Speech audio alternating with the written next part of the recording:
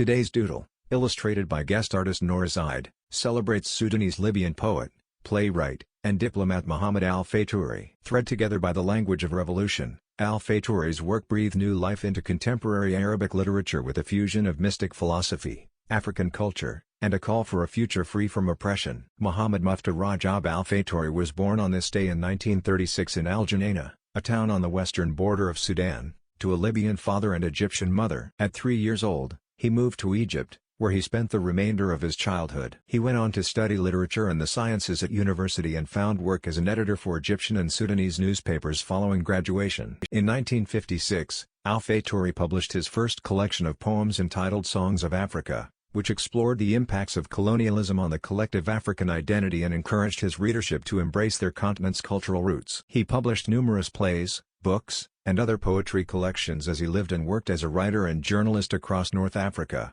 from Lebanon to his birth country of Sudan. Almost 50 years after the release of his first collection, al-Fayturi's literary career climaxed with the release of his final 2 books in 2005. Today, he is widely regarded as a pioneer of modernist Arabic literature. Happy birthday, Muhammad al-Fayturi.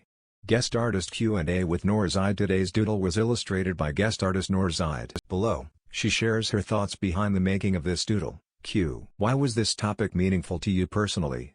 A. I enjoy nudging people's perception of the status quo through my illustrations. Neo-colonialist ideas have a great impact on how we perceive ourselves and our environment in Egypt and the region as a whole. Challenging such ideas, as Muhammad al-Fayturi did, is a must, which is why this topic was very meaningful to me. What were your first thoughts when you were approached about working on this doodle?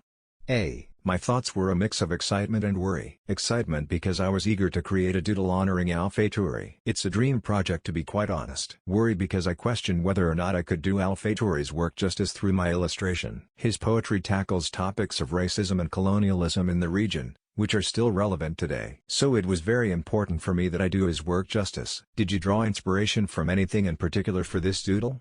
A. Look, there they are, heads slumped in silence. And you think they are calm. But you're wrong. Truth is, they're on fire. Al-Fayturi's poetry is extremely descriptive and vivid. The bustling market scene is a reflection of that. Additionally, I sensed it was somber while still inspiring hope, hence the mix of emotion etched on his face. What message do you hope people take away from your doodle?